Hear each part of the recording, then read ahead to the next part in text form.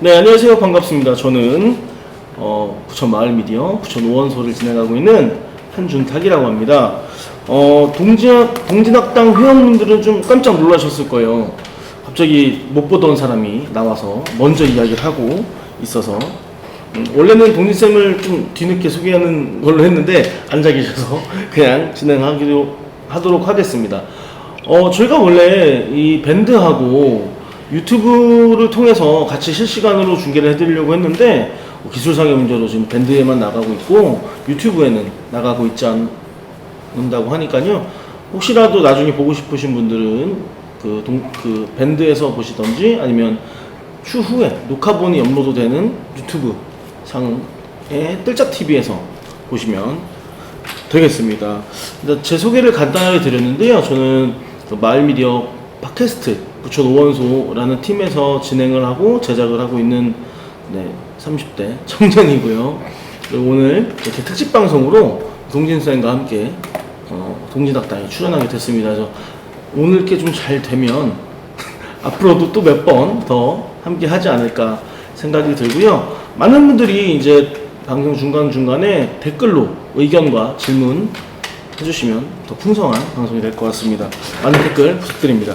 그러면 오늘 저희와 함께 오늘 주제인 문화 다양성으로 보는 우리 역사를 아주 재밌게 잘 말씀해 주실 동진쌤을 모시겠습니다. 반갑습니다. 안녕하세요. 동진학당 대표 강사 이동진입니다. 반갑습니다. 네, 반갑습니다.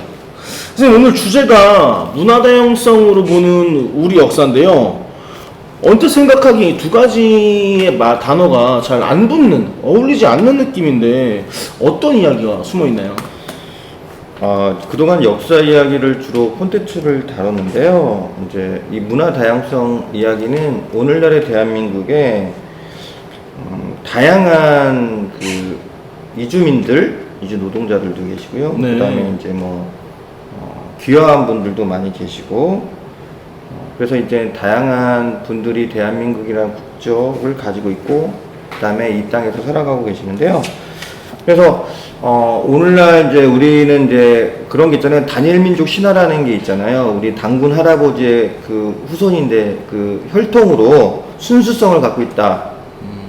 그냥 한마디로 개구랍니다, 이건. 우리 고대의 역사를 보더라도요, 다양한 민족들이 섞여서 살았어요.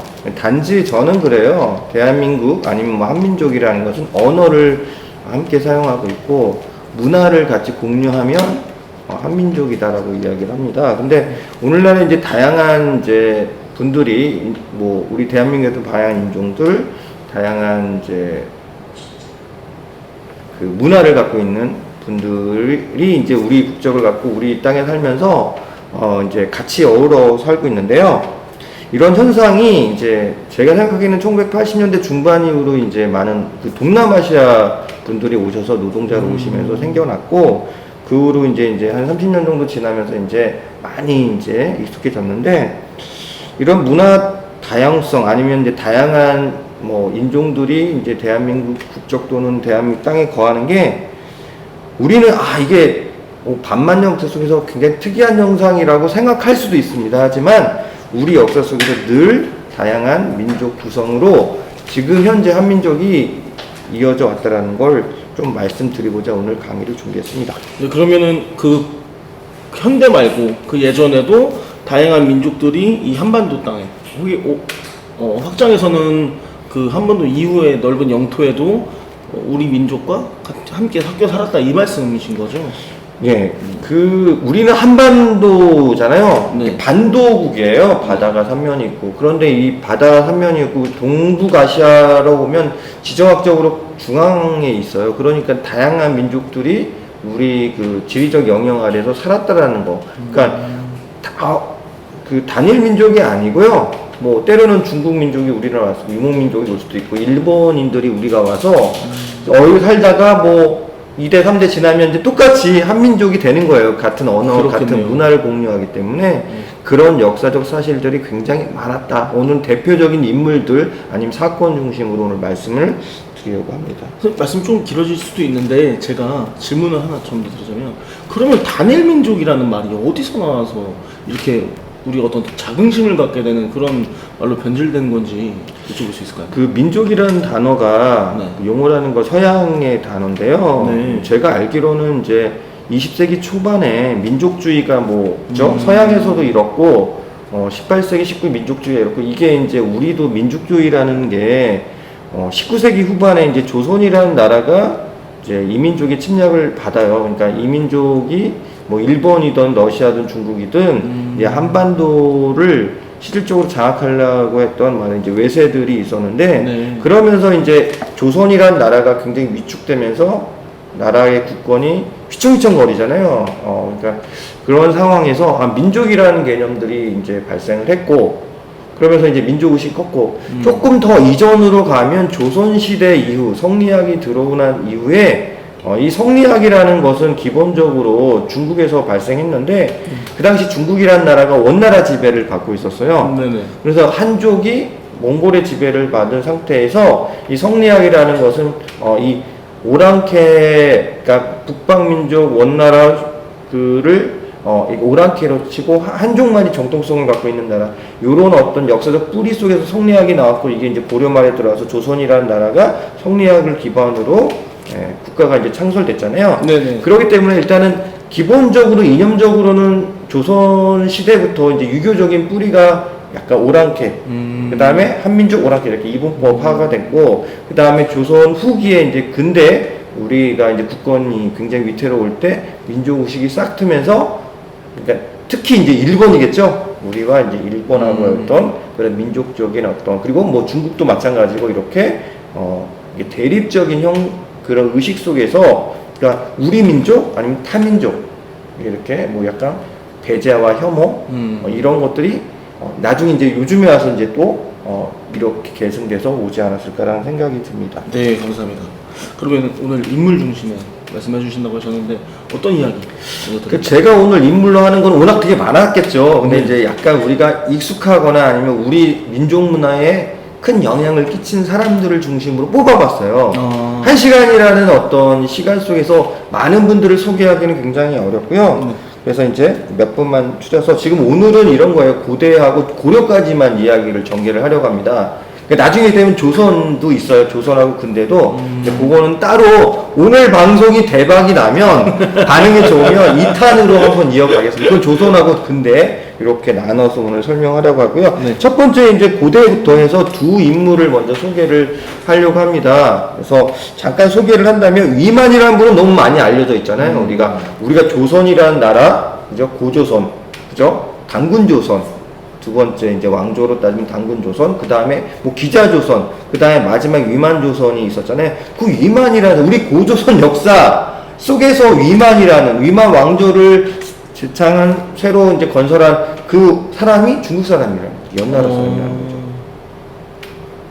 물론 이런 겁니다. 학자는 우리나라 사람이었는데 조선은 유민이었는데 연나라에 살다가 다시 돌아왔다 이런 말도 있지만 아직 학계는 분분해요. 그래서 저는 중국이라는 입장을 견제하면서 오늘 말씀을 드리자면요. 위만은 기본적으로 연나라 사람이에요. 고조선과 영토를 마주했던 중국 연나라. 그래서 거기서 살다가 이게 중국인들이 우리나라에 오는 것은 이게 중국 대륙이 혼란했어. 정치적으로 혼란하고 전쟁이 있을 때 우리나라 넘어와요. 왜? 여기서 살다가는 개죽음을 당할 수 있겠구나. 생존의 위협을 느낀 사람들이 이게 넘어오는 거죠. 이렇게. 그래서 유화, 우리가 이제 만주에 보면 유화강을 건너서 이제 많은 사람들이 이렇게 요동과 이렇게 한반도로 유입을 하는데 그때 이제 그러니까 진나라가 망하고 한나라가 들어서면서 요때도 되게 혼란 틈에서 위만이 정치적인 위협을 느끼면서 연나라에 있다가는 개죽음을 당할 수 있겠구나 라고 생각을 해서 좀 약간 쉽게 설명한 겁니다. 그래서 이렇게 망명을 합니다. 고조선. 그 당시 고조선 준왕이 이제 있었는데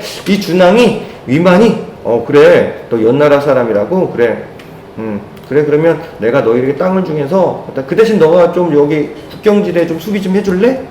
라고 한 겁니다. 여기까지 보면 준왕이 되게 착해 보인 것처럼 있지만 서로 윈윈입니다. 왜? 이런 거야. 준왕 입장에서는 연나라를 가장 잘하는 사람이 국경 수비를 맡으면 더 잘 방어를 하겠구나 라고 생각할 수 있고요. 위만 입장에서 지금 망명을 했기 때문에 자기가 거처할 땅이 필요한데 땅을 줬으니 서로 윈윈하는 겁니다. 그러니까 이런 거예요. 제대로 이렇게 그 이민족이 뭐 한반도나 우리 민족으로 편입할 때는 서로 윈윈이 정말 잘 될 때, 서로 이익이 될 때 가장 잘 정착이 돼요. 대표적인 위만 이제 상황인 거죠. 그래서 위만이 국경 수비를 하다가 딴 마음을 품고 쿠데타를 일으킵니다. 우리나라 최초의 쿠데타. 그러면서 준왕을 몰아내고 최초로 고조선을 이제 이으면서 위만조선, 새로운 왕조로 위만조선을 이제 성립을 하게 되는 거죠. 그렇군요. 그런 측면에서 위만조선은 우리 역사에 굉장히 큰 변화를 준 분이에요. 가장 중요한 게 뭐냐면 철기 문화. 그 당시까지 이렇게 고조는 청동기 문화였어요. 근데 중국의 선진 문화 중에서 철기 문화를 최초로 가져오고 이 철기 문화를 바탕으로 중개 무역을 해서 엄청나게 돈을 빡빡 많이 긁어 모았다. 이게 나중에 이제 한나라하고 분쟁이 돼서 이렇게 갈등이 돼서 전쟁이 일어나서 나중에 한나라에 지고 한사군이 설치되는 뭐 어떻게 보면 시발점이 될 수 있는 사건이라고 할 수 있죠. 위만이 넘어온 시기가 진나라가 진시황이 있던 진나라가 망하고 항우와 유방이 싸우던 그 시절이죠. 네, 맞습니다. 우리가 그 장기판의 초한지 네네네네. 그게 이제 정리가 돼서 한나라가 통일을 한 네. 이후에 이제 그 시점. 발생한 거죠. 예. 아, 그렇군요. 네, 아, 재밌습니다. 네. 그러고 또 이제 그래서 이제 위만이라는 사람이 이제 그렇게 우리나라의 철기 문화를 보급하고 우리의 그 한민족 문화를 업데이트, 청동기에서 철기를 업데이트한 면에서 비록 중국 연나라 출신이지만 우리의 한민족 문화 수준을 굉장히, 그죠? 우리 그 요즘에 그 말하면 이제 최첨단 기술을 보유해가지고 이걸 확산시킨 사람이다. 이렇게 보시면 좋을 것 같습니다. 두 번째로는 이제 허황옥입니다. 이제 허황옥을 한 이유는 이런 거예요. 일단은 우리가 인도인지 아니면 중국 보주 출신인지 정확하게 학계에서도 요락가락하지만 일단은 뭐예요? 어떤 그 타 지역에서 온 건 사실이에요. 그래서 일단 그거 그리고 여성이라는 점입니다. 네. 대부분 지금 오늘 소개해드릴 사람이 남성인데 여성이에요. 그러니까 이런 겁니다. 이주 여성입니다. 이주 여성. 그러니까 타민족인데 결혼을 뭐예요? 김수로 왕하고 결혼하기 위해서 멀리서 온 이주 여성. 이런 특징이 오늘날에도 많이 있죠. 오늘날에도 우리 지금 한국 사회에 많이 있고요. 저의 그 사촌 형님도 태국 형수님과 결혼해서 지금 네. 조카 낳고 지금 조카 고3이 될 정도로 굉장히 시간이 많이 지났는데 그런 의미에서 이제 이주 여성을 대표하는 그러니까 오늘날에도 많은 이주 여성이 있는데 맞아. 그걸 대표하는 대표적인 인물이 허왕. 근데 이게 김수로왕, 가야의 시조 김수로왕의 왕비라는 거예요. 엄청난 거죠. 우리 맞습니다. 역사 속에 이주 여성이 이미 존재했다는 겁니다. 네. 그런데 인도일 수도 있다고 하셨잖아요. 네. 그러면 그때 시절에도 가야라는 국가가 인도와 교류가 있었나요? 그래, 그게 지금 의문이에요. 인도는 너무 멀어서 네. 그 당시 이제 우리 2000년 전에 가야라는 나라가 세워지면서 그렇게 멀리까지 상호 활동을 하고 교류를 할 수 있을까? 이건 저도 의문이고 그래서 인도 출신이냐 아니면 이제 허황옥이 이제 그 보주태우라고 보주라는 게 중국도 운남성 이쪽에 있거든. 운남성 사천성 뭐 요쪽에 있는데 네네. 그래서 중국에서 왔다. 중국 이렇게 양쯔강 타고 왔다. 이렇게 이 설도 있어요. 그리고 막 인도에서 왔다가 다시 보주에서 좀 살다가 이렇게 또 왔다. 이런 얘기도 있는데 정확하게 모르겠어요. 근데 분명히 이런 겁니다.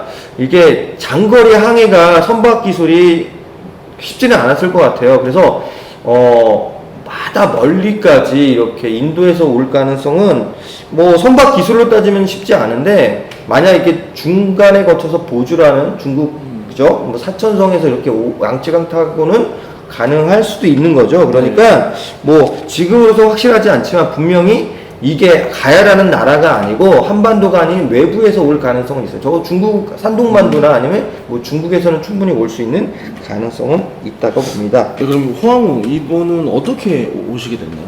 이런 겁니다. 이거는 삼국유사에 나와 있어요. 그 인도 아유타국이에요. 인도라고 가정하면 아유타국 이 허황옥의 엄마 아빠가 똑같은 꿈을 꿨는데 이런 꿈을 꿉니다. 좀 되게 황당하긴 하지만 저기 멀리 금강가야라는 김수로라는 그 성인이 나왔으니 이제 거기를 너의 딸을 보내서 결혼시켜서 보내라 이런 상제 꿈에서 엄마 아빠가 동시에 같은 꿈을 꿔가지고 이거는 신의 계시라고 이제 믿는 거죠. 그래서 딸에게 16살밖에 안 되는 허황한테 너 저기 금강가에란 저쪽 동쪽에 있는 나라에 가서 이게 하나님의 뜻, 상대의 뜻이다. 그러니까 무조건 따라야 된다라고 해도 16살 허황이 얼마나 가슴이 아파서 꿈을 꾸고 나를 왜 시집을 해보내 이런 마음이 있었지만 하여튼 부모님 말을 순종하고 멀리까지 와서 금강가에 김수롱하고 결혼했다고 삼국유사에 나타나 있네요. 네, 알겠습니다. 또 다음 얘기는 또 어떻게 될까요? 이런 거예요. 그래서 이런 겁니다. 저는 왜 이제 호황이 이제 중요하냐면 이런 거예요. 일단 이주 여성이라는 특징이 있는데 이 이주 여성, 이민족 이주 여성이 잘 토착인들과 결합을 했다라는 거예요. 잘 안정되게. 물론 이게 현실에서는 그렇지 못한 가정도 많잖아요. 오늘날에 뭐 동남아 그 여성분들이 결혼해서 뭐 이혼하는 게 되게 많은데 하여튼 일단은 호황은 이주해서 이주 여성으로 왔다가 김수롱하고 결혼했는데 정치적으로도 동등한 관계 속에서 파트너로 그 다음에 거기 원래 김강가에 살던 토착인들과 근데 본인은 이제 외국인이잖아요. 외국에서 혼자 온 게 아닙니다. 신하들과 시종들과 한 몇십 명은 데리고 왔어요. 그들과 같이 왔어요. 그러니까 인도인이라면 인도 사람들이 한 수십 명이 같이 와서 같이 산 거예요. 몇십 년 동안 같이 살렸는데 이게 굉장히 안정되게 결합이 돼서 그리고 호황옥이 정치를 김수랑하고 같이 했는데 굉장히 정치를 잘해서 토착민들에게도 존경을 리스펙 했다라는 겁니다. 그래서 그런 의미에서는 가장 정착을 잘한 이주 여성의 대표적인 모델이 아닌가 그런 의미에서 굉장히 의미가 있지 않을까 생각이 듭니다. 네, 그래서 저는 혼자 상상하면서 그 부모님이 너 금강가에가 시집가? 그래서 혼자 그냥 보따리 짐 하나 들고 와서 어떻게 뭐 여왕이 됐지? 이 상상을 했는데 본인 시종들과 본인도 왕족이었으니까 같이 오게 된 거군요. 네, 조금 금소저예요. 이주 여성이지만 조금 금수저 실신이라는 게 조금 그렇지만 하여튼 뭐 잘 정책한 겁니다. 그것도 쉬운 건 아닌 거니까. 그래서 허황이 어느 성씨의 시족 맞나요? 네, 이게 오늘날에도 이게 페미니즘의 입장에서도 생각해 볼 때 허황우는 되게 중요한데 저기 원래 이제 김수랑과 결혼했잖아요. 첫째 아들은 이제 김해김 씨 이제 왕이 된 거죠. 왕인 계승 김해김 씨로 계속 가고 둘째 아들 이렇게 둘째 아들 있잖아요. 차자에게는 엄마 성씨를 내려줘요. 그래서 뭐예요? 김해허 씨의 시조가 됩니다. 근데 엄마가 시조예요. 엄마가. 이거 굉장히 특이하지 않습니까? 그 우리나라 같은 경우에는 뭐예요? 저도 뭐 결혼했지만 저희 딸이 제 성을 가지고 있잖아요. 이설리 뭐 이렇게 제 딸내미. 그런데 이미 2000년 전에 자기 아들 중에 하나 자기 엄마의 성을 가지고 그죠? 가져갔다. 이거 굉장히 특이한 일이죠. 그러네요. 양성평등의 입장에서 굉장히 모델이 될 수 있는 분이라고 생각이 듭니다. 거기에 이제 양천호 씨, 인천희 씨 이렇게 되게 많은 양천호 씨 같은 허실이 대부분 이루는데요. 그 후손들이 아직도 굉장히 많은 분들이 지금 있어요. 이들은 서로 결혼하지 않는다고 합니다. 김해김 씨와 김해허 씨, 양천호 씨, 인천이 같은 뿌리가 같아서. 할머니, 할아버지 시조가 똑같아서. 그리고 다음 얘기는 또 뭐가 있어요? 이래서 이제 이렇게 이주 여성으로서 허황후 이야기가 이제 우리 고대에서 미만과 허황후가 가장 대표적인 사례라고 보면 이제는 이 고려 시대가 특히 많이 왔어요. 물론 조선시대 전기도 많은 이주민들이 있고 이민족들이 이제 조선인이 되지만 가장 많이 이제 이주민이 발생한 거는 고려 시대입니다. 그래서 고려 시대가 굉장히 중요해요. 그래서 오늘 이제 고려 시대 이야기를 좀 해보려고 합니다. 네.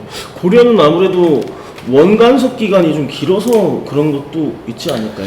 원간섭기 때도 굉장히 다양한 민족들이 와서 귀화했는데 이미 고려 전기부터 많은 귀화인들이 있었습니다. 네. 대표적으로 어떤 분들이 있을까요? 일단은 이제 우리 역사 속에서 우리 문화 창달, 문화를 발전시킨 사람을 또 생각해 보면 이 쌍기라는 사람 이름도 완전히 이거는 우리나라 사람 같잖아요. 쌍씨 있나요 우리? 없죠. 쌍씨? 없죠. 저는 쌍쌍바밖에 몰라요. 쌍쌍바. 우리 딸도 되게 좋아해요. 쌍쌍바. 근데 이제 쌍기는 아마 이게 후손이 끊긴 것 같아요. 쌍씨는 없는 것 같아요. 근데 이제 이분이 쌍기라는 분이 원래 이제 중국 사람이에요. 중국 후주 출신 사신으로 왔다가 이제 사신의 일을 끝나고 가야 되는데 그 와중에 고려까지 딱 왔는데 병에 걸려가지고 귀국을 못한 거예요. 중국으로. 아파가지고. 그래서 몸이 건강해야 된다는 겁니다. 평소에 운동 좀 하셔야 돼요, 다들. 그래서 사신들도 이렇게 관직 생활을 하려고 해도 이제 몸이 건강해야 된다고 생각이 들고요. 그래서 이렇게 왔는데 병이 들어서 이제 잠깐 보는데 이제 병이 들어가지고 이제 사신으로 왔으니까 이제 광종, 그래 고려의 4대왕 광종이 이 쌍기를 보더니 이제 막 대화도 하다 보니 이제 뭐 유식하고 뭐 많은 개혁 정책도 한번 집행해봤고 뭐 이런 게 그냥 있는 거예요. 인재구나. 얘를 그냥 내 신하로 삼아야겠다? 찜한 거죠. 찜한 거죠. 그래서, 야, 너 그냥 고려에 살아. 내가 잘 대우해줄게. 했더니 이때 이제 쌍기가 이제 고려인으로 귀화를 하게 되는 거죠. 그런데 이 쌍기라는 사람이 얼마나 대단한 거냐면 이런 겁니다. 이 사람이 우리 교과서도 나와요. 고려 광종 때의 중요 정책 중에 2가지 개혁 정책이 있는데요. 이거는 이제 많은 위정자들의 정치인들이 봐야 돼요. 누비 안건법과 과거제를 실시를 했는데 이 2개는 교과서에 나오고 이때 쌍기 이름도 나와요. 그만큼 중국인이지만 우리의 문화 창달에, 그죠? 이쪽에 개혁 드라이브를 걸었던 사람이에요. 광종을 도와서. 누비 안건법은 이럽니다. 조선 그 고려 초에 많은 호족들이 사병을 가지고 있고 농장을 갖고 있었는데 여기에 억울하게 평민들이 땅을 잃고 노비가 된 사람들이 굉장히 많아요. 그래서 호족의 사병이 되는 경우도 되게 많고요. 그래서 이렇게 광종이 딱 보니까 호족의 힘은 뭐예요? 이 사병에서 나오는 거죠? 네네. 개인이 무장을 할 수 있어요. 언제든지 뭐예요? 쿠데타를 일으켜서 고려왕을 몰아낼 수도 있고. 그렇죠. 그러니까 이 호족들은 어떻게 힘을 약화시켜 하다가 억울하게 이거 평민 됐는데 지금 노비로 된 사람들을 다 평민으로 컴백시켜줘! 이런 겁니다. 그러니까 뭐요? 지지율 엄청 올라가겠는데. 그렇죠. 평민들, 원래 노비였다가 평민으로 다시 돌아가는 사람들 지지율 쫙 올라가는 거죠. 그죠? 옛날에 김영삼 대통령이 한때 개혁 정책을 하면서 90% 지지를 받은 기억 나거든요. 그런 것처럼. 근데 호족들은 사병들을 잃고 뭐야? 많이 이제 힘이 약화되는 거죠. 그렇겠네. 그래서 일단 과거제, 그 다음에 노비왕법이 호족의 힘을 약화시키고 또 하나는 과거제. 이런 겁니다, 과거제는. 과거라는 시험은 뭐예요? 실력으로 뽑는 거예요. 네. 공무원 시험이에요, 공무원 시험. 근데 공무원 시험인데 이제 뭐예요? 옛날에 호족들은 자기 아들들이 그냥 호족의 자식이라는 이유로 관직을 가져요. 여러 가지 뭐 기인 제도나 여러 가지 통해서 그 다음에 가져서 그러니까 공부도 안 하고 공부 못 하고 이렇게 그냥 실력도 없어도 그냥 금수저로 계속 금수저로 이어가는 거야. 계속 물고 가는 거야. 계속 자손들이. 근데 이제는 뭐예요? 과거 열심히 공부하는 자 관리가 될 수 있다. 뭐 그래서 호족들 중에서도 공부를 잘하는 자식들이 계속 이어져야지. 이게 귀족들 있잖아요. 문벌 귀족이 될 수 있어요. 그래서 약간 또 뭐예요? 실력 위주의 사회로 바꿔가는데 큰 역할을 한 사람이 쌍기라는 분이죠. 네. 그러니까 굉장히 중요한 역할을 한 거죠. 많은 지지를 받았겠네요. 지금의 수험생들은 싫어하는 존재가 되겠네요. 이 사람만 없었으면 시험 안 봤을 텐데 할 수도 있잖아요. 과거 제도가 오히려 이제 시험 제도를 부추기고 고려 시대 때 그죠? 네, 이런 사학들 유명한 오늘 말하면 유명한 이제 학원들이 많이 발생한 또 계기를 만들어주는 사람이기도 그럼 하죠. 이 사람이 만든 그 과거제도가 조선말까지 쭉 가는 거네요. 그렇죠. 이 과거 제도가 이제 1000년을 이어가는 거죠.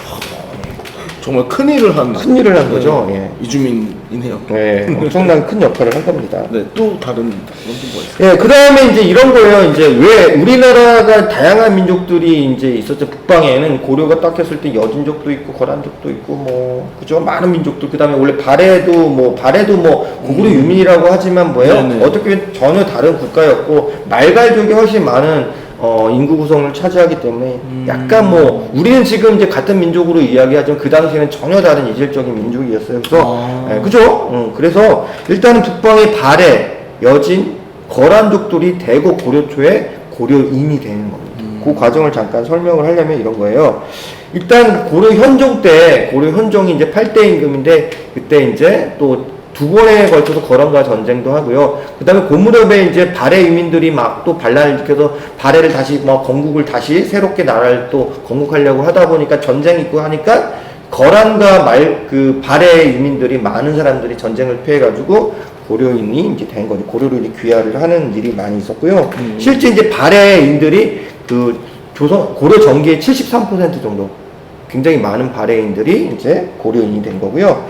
그 다음에 여진이 있는데 여진은 이제 거란족이 그 당시 북방의 강자였기 때문에 거란족의 같은 노예 생활을 많이 했어요. 그래서 차라리 이 거란의 노예가 되는 것보다는 차라리 고려의 신민 백성이 됐다고 해서 많은 그 여진족 있죠? 여진족들이 또 고려인이 됐습니다. 그래서 이렇게 많은 북방 민족들이 굉장히 많은 민족들이 들어왔고요. 중국 기와인도 한 155명 정도 기록됐고요. 실제 이때 이제 그 당시에 이제 200만 명 정도 고려 초의 인구가 200만이라고 하면 고려 인구가 하면 거의 17만 명 정도 돼서 거의 8.5%인데 제가 보기에는 한 10% 정도 될 것 같아요. 그러니까 10명 중 하나는 고려인, 이민족이 고려인으로 이제 구성 분포가 된 거죠. 그러니까 굉장히 이미 고려 초부터 많은 이민족들이 고려인이 됐고 한민족으로 이제 그 후손이 이제 이어져 오고 있다고 말할 수 있겠습니다. 그 특징은 뭐냐면 고려인들이 아까 했던 제 위민이에요, 위민. 고려가 왜 받아줬냐? 고려가 땅덩이에 비하면 인구가 아직도 적고 농토가 아직 많은데 농토를 개발할 사람들이 필요한 거예요. 농지를 개발할 수 있는. 그래서 이런 사람들을 받아준 거예요. 일단 너 그냥 무조건 오면 땅 주고 여기 그냥 개간하면 네 땅이야 라고 이렇게 이야기하면서 이게 농사를 지을 수 있는 사람들이 필요했기 때문에 많은 뭐 거란인, 말갈인, 바레인들을 받아들인 거고요. 특히 이제 북방 민족들은 이게 말총이라고 아십니까? 말총? 말총 모르겠어요. 말총 모르죠? 말총이라는 게 말의 이렇게 갈기 있죠, 갈기. 네. 갈기와 꼬리. 네. 그걸 가지고 이제 북방인종들은 많은 이제 신발도 이렇게 만들어요. 예, 옷 같은 거, 갓이나 의류 같은 걸 만듭니다. 그런 기술이 있어요. 그래서 이 기술이 뛰어나기 때문에 이렇게 말갈, 거란족, 이렇게 이런 사람들, 여진족들 가능히 그런 기술을 갖고 있는 사람들은 이렇게 와가지고 우리나라 의복 기술, 옷 기술에 큰 역할을 한 게 거란족, 여진족, 말갈, 이렇게 말갈족, 이런 사람들이 이제 그런 역할을 한 거예요. 그러니까 우리 의류 문화에 또 기여를 했기 때문에 이런 분들이 이제 좀, 많은 사람들이 고려 초에 우리 고려인이 됐다라고 말씀드릴 수 있습니다. 네. 그런데 그럼 많이 개방을 해서 많이 받았다는 건데 그거에 대한 걱정은 없었을까요? 예를 들면 위만처럼 여기서 세력화해서 쿠데타를 일으킨다든지 아니면 좀 난을 일으킨다든지 이런 거는 없었나요? 그 유민들이 구체적으로 난을 일어난 건 기록은 없고요. 네. 이런 거예요. 근데 위만은 이제 자기가 철기 기술이 이미 고조선보다 뛰어난 그런 철기 기술을 가졌기 때문에 언제든지 쿠데타를 할 수 있는 정도지만 지금 이 일단 바레인 같은 나라가 망했기 때문에 일단은 거란에 대한 어떤 그런 압박이 심했기 때문에 일단 그걸 약간의 정치적 망명? 정치적 난민의 성격이 좀 있는 거예요. 그러니까 이제 그런 반란보다는 일단 안정된 삶을 추구하는 게 좀 목적이었고 그 다음에 여진족도 마찬가지고 거란족도 마찬가지입니다. 거란족 같은 경우는 이제 2차, 3차 전쟁에서 포로된 거란인들이 되게 많아요. 그래서 이제 차라리 포로된 상태에서 그냥 고려인으로 딱 남아서 이제 고려인의 삶을 살아가는 사람들도 많은데 아주 군사 정치 세력화된 사람들이 망명하는 경우는 이렇게 발해왕자 대가면이 굉장히 많은 수로 넘어왔지만 이들 후손들은 끝까지 고려인으로서 나중에 거란족이 쳐들어왔을 때 정말 열심히 싸웠던 게 발해 유민들이에요. 그런 측면에서는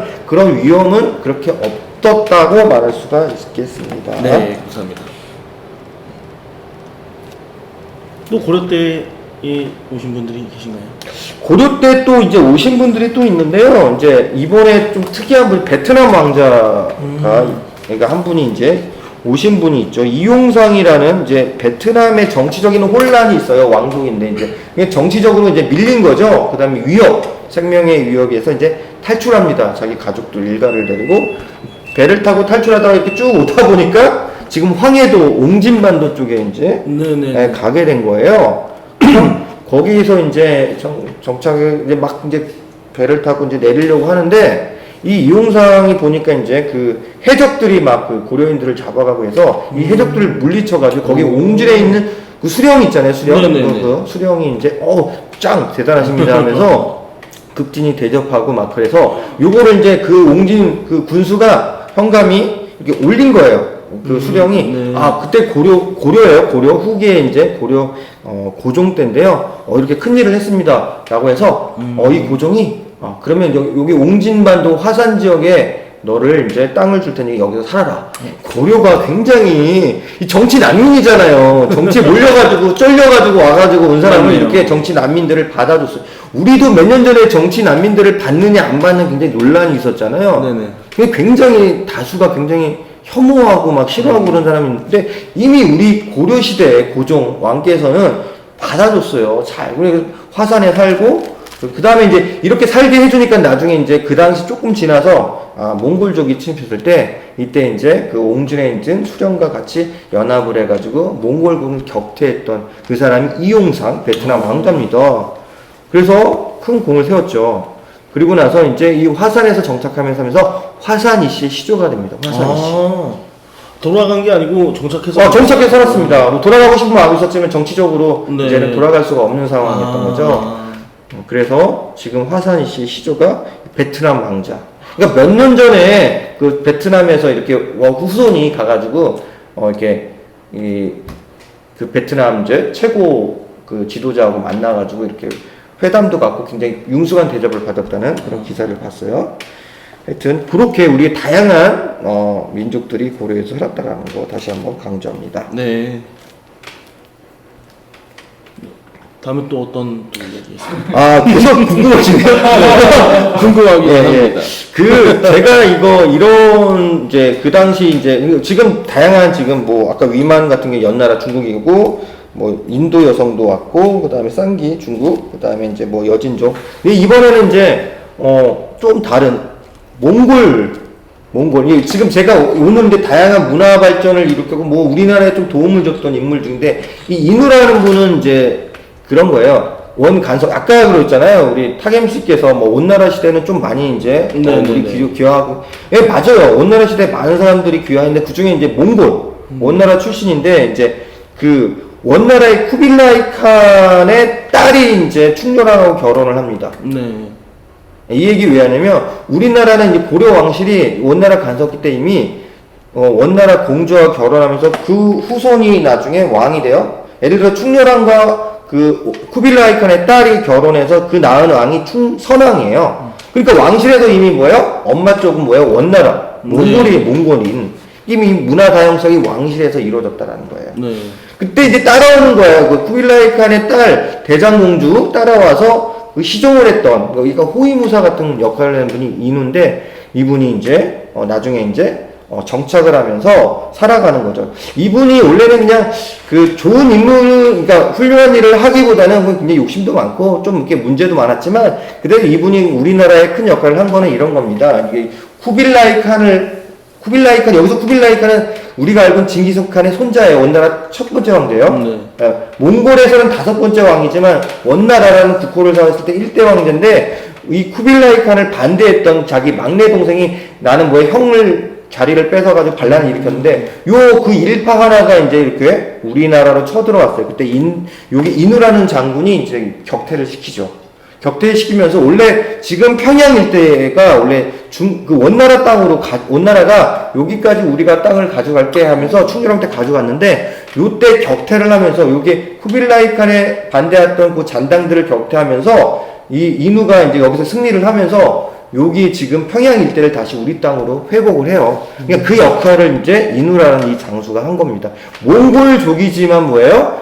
그리고 뭐 이렇게 뭐 포악하고 재산도 많이 뭐 이렇게 하고 이렇게 좀 나쁜 짓도 했는데 그래도 뭐예요? 우리 땅 동령부라고 해야죠. 그 당시에 이제 평양 일대는 다시 회복하는데 역할을 했기 때문에 제가 이분이 또 몽골이에요. 몽골족인데 우리나라 와가지고 대장군으로 굉장히 높은 지위까지 하면서 역할을 했기 때문에 누구를 선정할까 고민하다가 몽골 출신도 한번 하자. 몽골 출신 왜냐면 원나라 입장이라니 고려인이 돼가지고 우리 영토를 회복했으니 이분을 선정하자라고 제가 인우 장군을 지금 여러분께 소개를 해드립니다. 네, 근데 망명을 했다고 해도 원래 내 고향, 원래 내 나라였던 그 군대를 밀어내서 싸워서 이기는 게 그 마음이 쉽지는 않았을 것 같아요. 근데 이런 겁니다. 이제 일단은 그 인우르는 자기가 원래 모시는 이제 주인이 그 쿠빌라이 칸 딸이잖아요. 네. 근데 일단은 쿠빌라이 칸 라인이에요. 네, 네. 근데 지금 쿠빌라이 칸을 반대했던 막내를 지지하는 군벌이 쳐들어온 거니까 이것은 뭐예요? 자기 주인을 섬기는 입장에서 격퇴를 해야 돼. 물론 이제 같은 몽골족이겠죠. 네네네. 그런 입장에서 마음이 조금 짠할 수 있지만 내가 주인을 따르는 사람을 일단은 신의를 가지고 그리고 지금 현재는 고려인이기 때문에 고려에 쳐들어왔던 이 군대를 쳐부수는 게 자기의 의무라고 생각했겠죠. 그런 의미에서 저는 뭐 나름대로 그분의 그 마음을 굉장히 이제는 고려입니다. 네. 라는 입장에서 제가 소개를 해드린 겁니다. 명분과 대의를 다 챙길 수 있었겠네요. 그렇죠. 그런 의미에서 저의 굉장히 똑똑한 분이지 않았나. 약간 탐욕스럽긴 하지만 똑똑한 분이 아니었나 그런 생각도 해봅니다. 그런데 선생님 제가 쭉 들어보니까 이게 와서 귀화하시고 정착한 분들이 시조가 되신 분들이 되게 많은 것 같아요.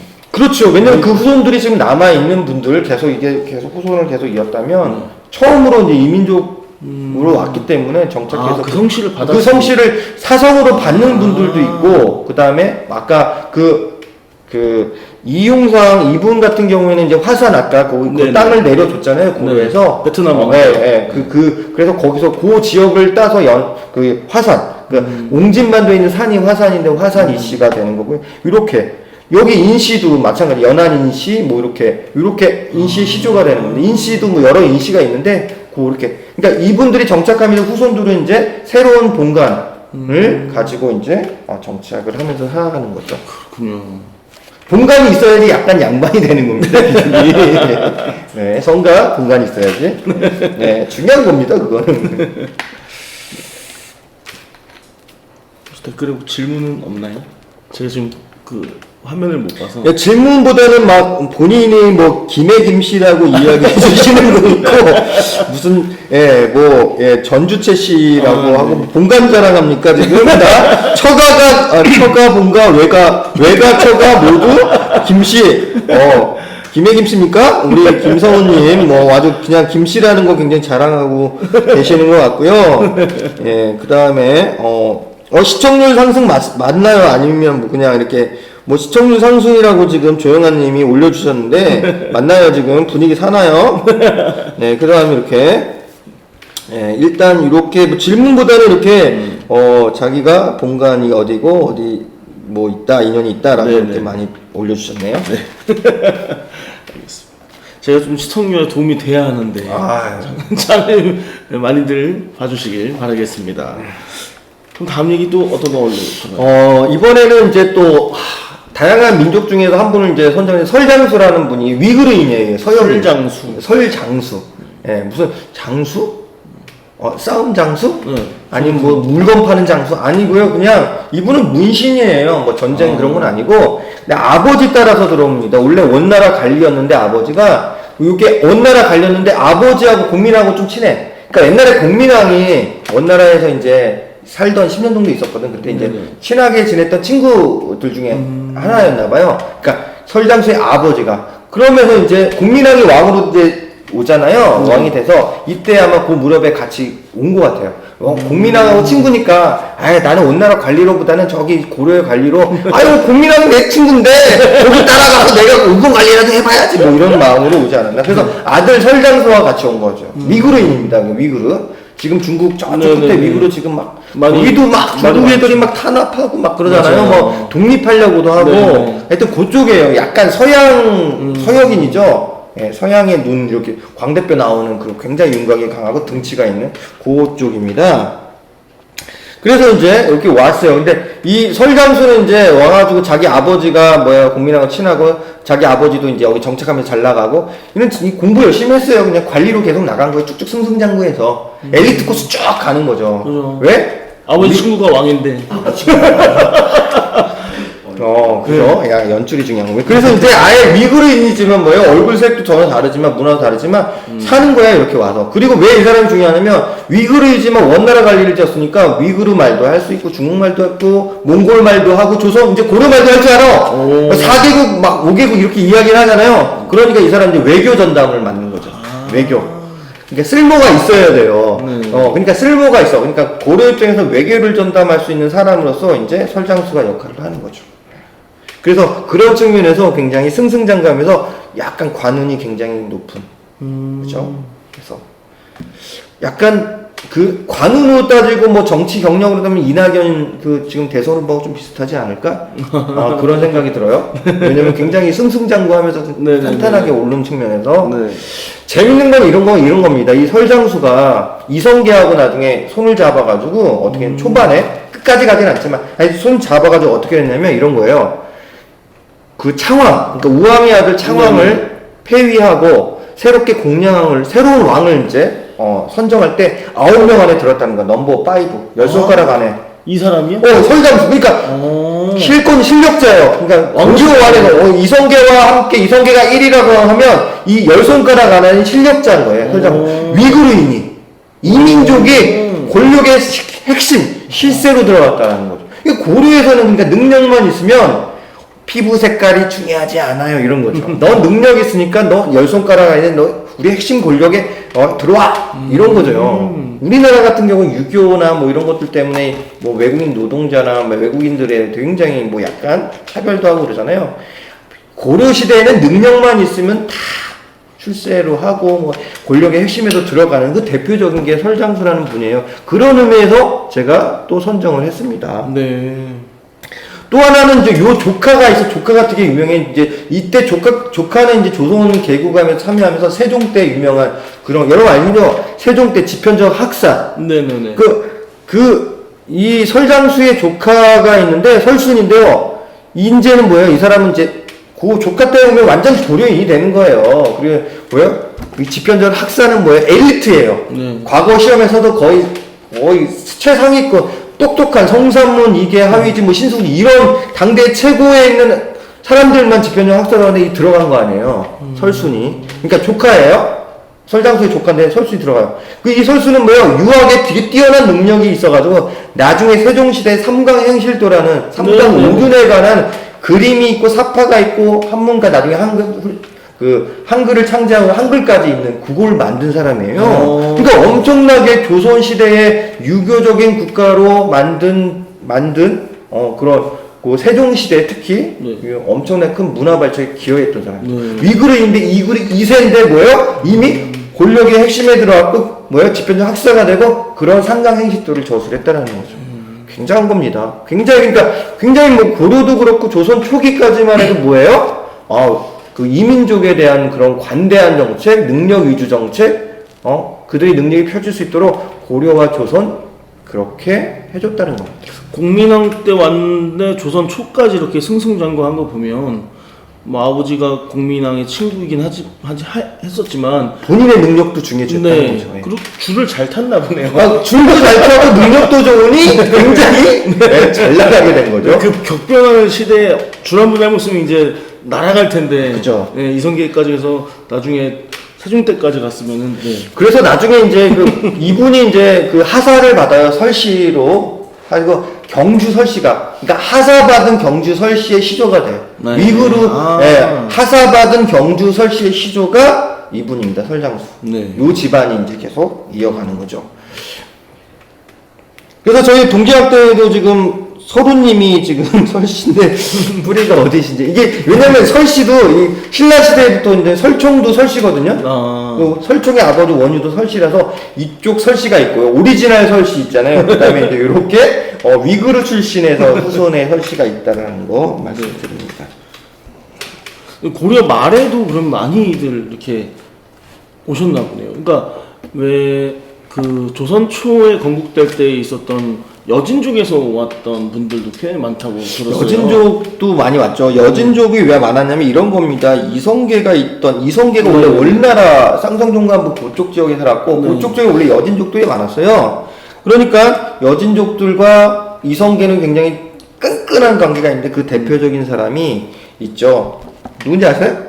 이지란이라는 분. 풍두란. 네. 이 여진족 이름으로 풍두란이고 이지란이 둘이 이제 결의 형제가 되면서 형님 동생 하는 거죠. 네. 우리 그 문화 있잖아요. 형님 하면서 막 이렇게 의리 있는 드라마에 무조건 같이 이성계랑 어디 그렇죠. 싸우면 무조건 같이 나오는. 그렇죠. 네. 엄청나게 이성계급의 무장으로서의 굉장히 뛰어난 실력을 갖고 있고요. 그 다음 뭐 인품도 그렇고 이성계를 보좌하면서 이성계가 나오는 전투에서 모두 참가해서 큰 공을 세웠던 사람입니다. 원래는 그 추장이에요. 여진족 추장의 아들이었고 추장이었고 그 여진족 부락을 다스리는 건데 그 자기가 다스리는 부락인들을 이끌고 공민왕 때 귀화를 합니다. 네. 귀화를 해서 이제 지금 어디에 살았냐면 북청 지금 함경도 맨 끝에 북청지에 살다가 거기에 이제 귀화를 하면서 이성계하고는 이제 북청이고 함흥이니까 가깝잖아요. 함경도잖아요. 네네. 그러다가 나중에 이제 둘이 원래 만났을 때는 서로 힘겨루게 한 거예요. 남자들을 만나면 야 내가 쎄 너가 쎄 하면서 하다가 했는데 이성계가 조금 조금 더 이제 실력이 좋아서 이성계가 형님이 되고 이지란이 동생이 됩니다. 또 어렸을 때 혈기왕성했을 때 만났어요. 아, 그렇죠. 10대, 뭐 20대 네. 초, 이렇게 만나서 막 그때는 힘자랑 하잖아요. 예. 아, 이성계도 나도 힘도 있는데, 그리고 아, 나 추장 아들 출신이야? 뭐 이러면은 또 이제. 그렇죠. 근데 이제 덕장이에요. 이성계는 용장이기도 하지만 덕장이라서 이제 그렇게 이제 아량을 베풀고, 또 이지란도 딱 보니까 이성계의 능력이나 인품이 또 뛰어나니까 형님 하면서 모시면서 평생 모신 거죠. 네. 그런 이지란은 이제 여진족 출신이라는 겁니다. 추장 출신. 그래서 이 이지란이 아까 황산대첩에서 특히 재밌는 게 있어요. 이 두 사람의 컴비 플레이 그 있잖아요. 엄청나게 이 케미가 좋아가지고 우리 황산대첩이라고 이 왜구들이 이렇게 바다로 넘어서 이렇게 내륙으로 와서 지금의 전라도 지역을 막 백성들 고려 백성 죽이고 약탈하고 있을 때 이제 쳐들어가는 거 딱 가가지고 이제 고려군 우리 이제 이성계와 이지란이 중심 딱 갔는데 거기 아지발도라는 굉장히 그 젊은 그 왜군의 장수 뛰어난 장수가 있어요. 네네네. 네, 딱 그 이성계가 보니까 저놈만 이제 죽이면 끝난다. 라고 해서 이제 둘이 콤비를 딱 하는데 이성계는 또 활의 명궁이잖아요. 그래서 먼저 딱 이성계가 이제 아지발도에게 평 해서 화살을 날려가지고 이제 투구를 맞춰요. 네. 투구가 딱 떨어졌어.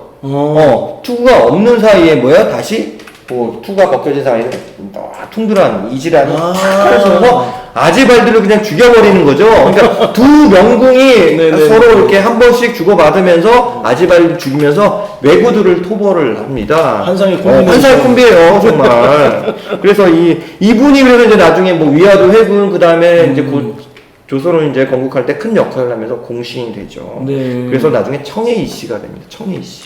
청해이 씨 시조가 되는 거죠. 예, 청해이 씨. 아, 그렇구나.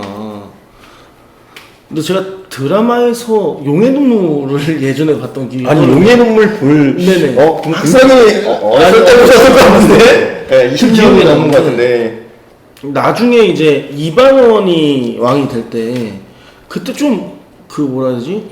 말년이 안 좋았던 것처럼 비춰지는 그 장면. 그게 드라마에서는 이런 거예요. 드라마상에서는 일단은 그 이방원이 1차 왕자의 날을 일으킬 때 드라마에서는 약간 반대하거나 그냥 묵인하거나 뭐 이렇게 나와요. 그럼 반대 쪽에 좀 많은 거죠. 근데 이제 실제는 뭐예요? 뭐 묵인을 했어도 도와주는 거거든요. 그렇죠. 반대만 안 하면. 그래 제가 보기에는 묵인 아니면 약간의 도움을 준 것 같아요. 그러니까 왜냐면 두 번의 1차 왕자회나 2차 날 때 일단 이방원 편에 그게 적극적이든 소극적이든 이방원 편이었기 때문에 일단 그 후에도 계속 공신으로서의 그러니까 왕의 자기 이방원의 어떤 숙부님처럼 그렇죠. 자기 아버지의 절친 동생인데 네네. 숙부처럼 했기 때문에 일단은 모르겠어 가문을 위해서 그런 건지 모르겠지만 하여튼 뭐 그냥 이방원 쪽으로 줄을 좀 타긴 했어요. 네. 적극적이진 않을 수도 있지만 타서 근데 말년에는 이제 이분이 자기가 전쟁터에서 용장이니까 어느 많은 사람들 죽였었잖아요. 그래서 그거에 대한 참여를 하기 위해서 스님이 되셨다는 머리를 저도 머리를 가끔 옛날에 젊었을 때 굉장히 삶의 회의를 했을 때 이 머리를 깎고 싶었어요. 근데 뒤통수가 너무 안 예뻐. 그래서 네, 머리를 깎지 않았다는 저의 이야기가 조금 이야기 옆으로 셀 수도 있는데 네. 저도 그 템플스테이라고 하잖아요.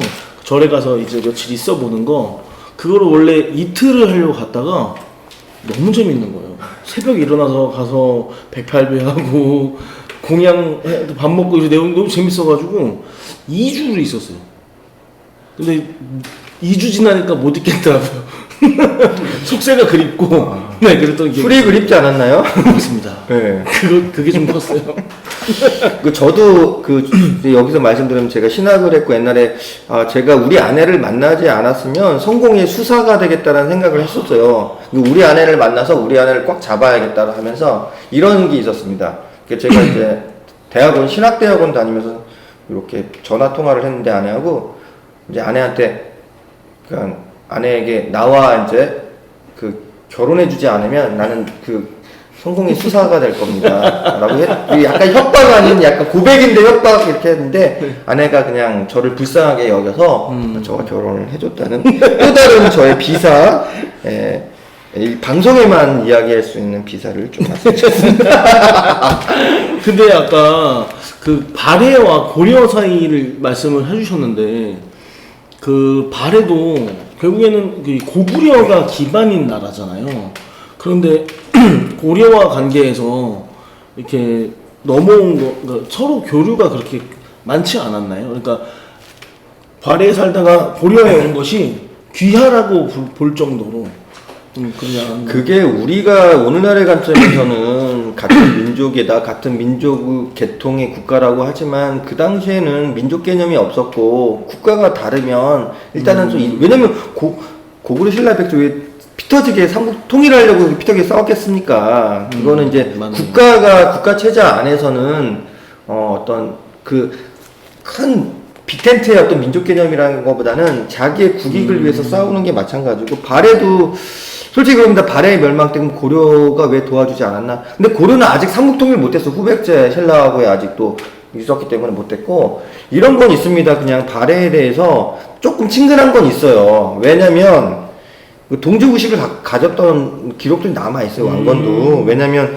발해에 아까 고구려 유민이고 우리 같은 동족의식이 있지만 그렇다고 해서 뭐 이들을 뭐 같은 민족이고 그래서 막 다 따뜻하게 포용해 이거보다는 제가 그래도 좀 실리적인 접근을 한 거예요. 예를 들어 대광형이라는 왕자가 왔습니다.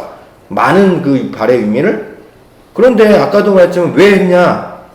그러면 뭐예요? 분명히 얘네들은 뭐예요? 거란한테 망했잖아요. 지금 발해가. 네. 그러면 뭐예요? 거란에 대한 증오심, 그죠?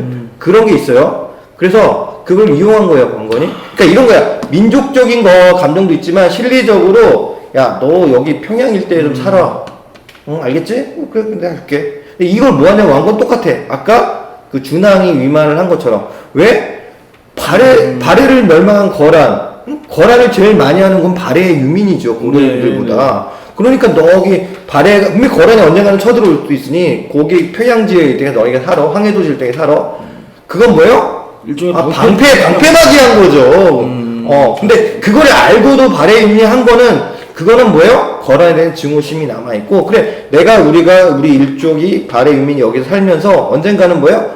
발해 땅을 또 되찾는 마음도 있겠지만, 뭐예요? 거란이 쳐들어오면, 이 거란은 왼수 민족이기 때문에 내가 끝까지 싸우겠다 이런 마음도 있었기 때문에 서로 윈윈하는 겁니다. 정말 윈윈하는 겁니다. 그게 잘 맞으면 잘 정착하는 거예요. 그리고 진짜 그 아들 대광형 이후에 대도수 때는 엄청나게 열심히 싸웠어요. 거란과 1차 전쟁에서. 네. 그런 일들도 있었다는 거 네, 말씀을 드리겠습니다. 네. 그리고 아까 말씀하신 것 중에 어떤 단어가 하나가 좀 몰라서 여쭤보는 건데 그 설장수 말씀하실 때 원나라 생목인이라고 하셨는데 생목인 이런 겁니다. 생목인은 일단은 서역인이에요. 서양의 얼굴을 갖고 있는. 그러니까 일단은 뭐 위그르인들 아니면 뭐 지금의 이란의 이라크 쪽에 사는 네, 그런 네. 아라비아인들 아니면 서양인들, 그러니까 유럽인들까지 다 해서 생목은 색깔 있는 눈, 파란 눈을 갖고 있어요. 여기 파란 눈 색깔이 틀려요. 그래서 생목인데 이 원나라 시대에는 몽골족이 가장 1등 민족이고 2등 민족이 생목인. 그 다음에 이제 뭐 고려인, 여진족 이렇게 그 다음에 한족 끝까지 송나라 남성에서 항거했던 이런 식으로 민족들을 구분하는데 생목인이면 괜찮아요.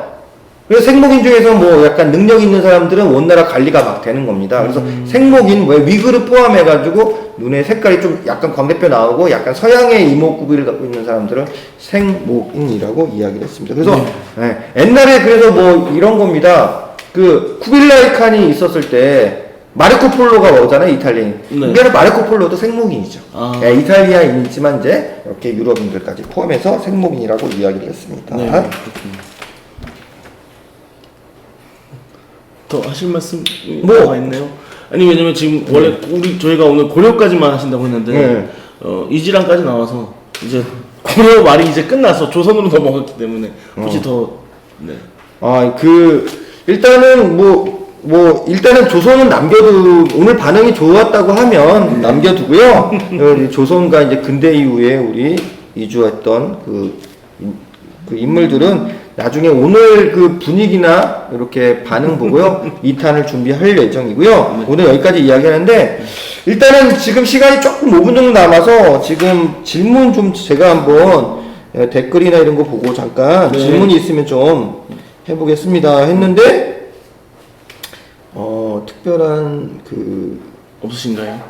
이런 다민족 사회가 언제 사라짐 이렇게 이야기할 때는 아마 그러니까 이런 거예요. 그냥 고려 때는 계속 있었다가 조선 전기까지 있다가 중기 이후로 이제 우리가 살인파가 권력을 잡고 유학이 성리학이 강화되는 시점에서는 조금 이제 오랑캐 이런 거잖아요. 네, 임진한 이후로 이제 뭐 여진족도 오랑캐, 일본에도 오랑캐라고 하면서 이러면서 조금 이제 그런 게 약해진 다문화가 좀 약해지면서 물론 그럼에도 이제 조선 우리가 여기 김충선이나 뭐 이렇게 뭐 박연 있어 별대부로 이렇게 오게 또 특수한 경우가 아니고 이렇게 대량으로 이렇게 이민족을 받아든 사례가 점점 줄어든 건 조선 중기 이후로 되지 않을까. 그냥 성리학 유교가 강화되면서 이민족 오랑캐에 대해서는 좀 더 적대적인 그런 흐름들, 의식들 그런 것들이 좀 강화되지 않았나 좀 생각이 들어요. 그래서 그때부터 강화됐다가 아마 이제 그게 한 임진왜란 병자론이 지난 한 400년 정도 약간 그 이민족에 대한 배타와 혐오와 차별들이 자연스럽게 이렇게 진행되지 않았나 생각이 듭니다. 임진왜란의 영향이 있을 수도 있을까요? 임진왜란 왜냐면 이제 이런 거예요. 아니 임진왜란은 이게 그런 겁니다. 오랑캐 이게 임진왜란 영향이라기보다는 성리학의 영향이 성리학이 보수화된다라는 거예요. 그렇지 경직되면서 네. 그런 오랑캐와 우리 민족 이렇게 그리고 청나라하고 또 전쟁을 하면서 병자호란때 지니까 아니 뭐 힘은 없는데 뭐예요? 그냥 자존심은 강한 거 있잖아요.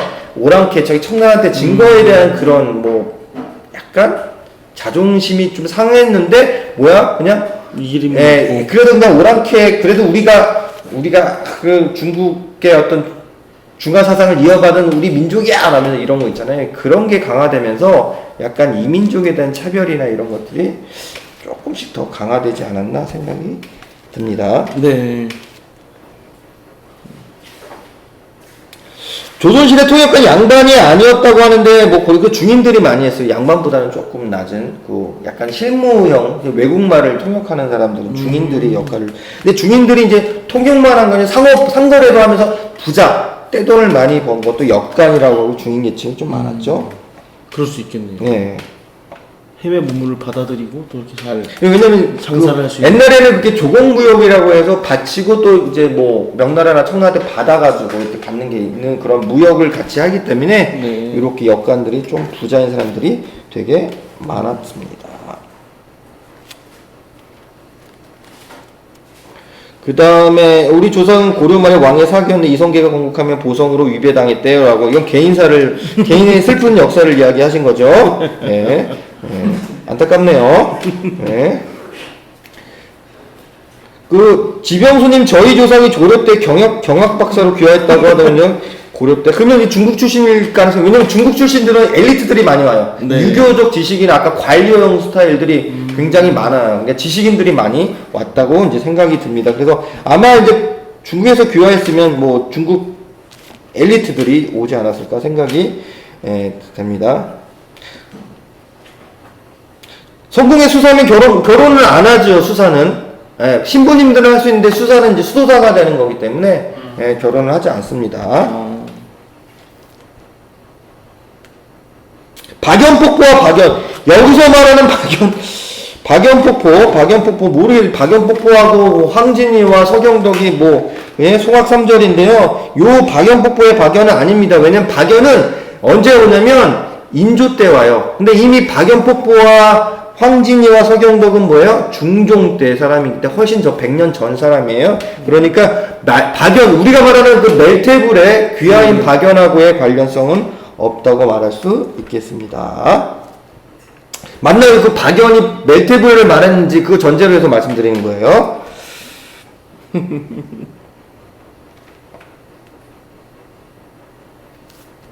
수사는 신문지임하고 좀 다릅니다. 수도사입니다. 수도사. 물론 이제 뭐 신학도 공부하고 다 하지만 약간 달라요. 그 성공의 수사는 결혼하지 않습니다.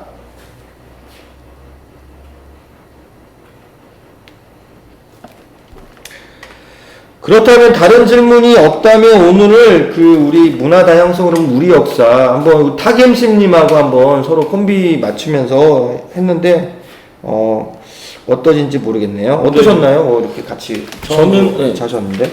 저는 원래 역사에 관심이 많아서 언젠가는 이런 방송을 해보고 싶다라는 생각이 있었는데 오늘 이렇게 뜰작 TV에 와서 또 동진학당에 와서 함께하게 돼서 아주 즐겁고 재미있는 시간이었고요. 준비하면서도 좀 많이 설레고 했는데 생각보다 많이 발현이 안 된 것 같아서 아쉬운 마음이 있는데 다음에 또 온다면 그때는 좀 더 잘 경직됐어. 그죠? 이게 라이브로 나간다는 생각을 하니까 좀 제가 쫄아서 그런데 다음에는 좀 더 자연스럽게 잘 준비해 보도록 하겠습니다. 네, 오늘 잘 재미없고 마무리 그냥 약간 그 경직을 풀면서 재밌게 한번 마무리를 우리 타기 MC께서 해주시면 좋을 것 같습니다. 네. 네, 저희 뜰각TV 그리고 밴드 그 동진닭당 함께 하시는 분들께서 부천 오원소 검색하셔서 한 번씩 들어주시면 어디서 검색을 어떻게 해야 팟빵에 들어가셔서 팟빵입니다. 팟빵 검색하셔서 들어가시면 거기 검색하는 이 칸이 돋보기 모양이 있는데 거기다가 부천 마을 미디어 혹은 부천 오원소 검색하시면 되는데 조금 의미가 있는 게 저희가 오늘 업로드된 방송이 바로 이 문화다양성과 관계에 있는 건데요. 이주 여성분들이 오셔서 겪을 황당한 일들 그리고 어려운 일들을 헤쳐나가는 당황패스라는 팀이 있어요. 그래서 그 팀과 오늘 콜라보 방송한 게 업로드돼서 그것도 함께 보시면 오늘 이 강의 주제와 어울리는 그런 내용이 될 것 같습니다. 그럼 저는 다음에 또 돌아오겠습니다. 감사합니다. 네, 감사합니다. 질문이 들어왔어요. 오원소 뜻이 뭐예요? 부천에 예전에 그 행정구역이었죠. 오정 원미 소사 앞글자를 따서 이제 부천의 모든 이야기를 다 전하겠다라는 큰 뜻을 품고 만들었는데 사실 열심히 하고 있습니다. 다시 인사하세요. 감사합니다. 네, 감사합니다. 수고해주신 여러분 감사합니다. 다음에 또 만나요.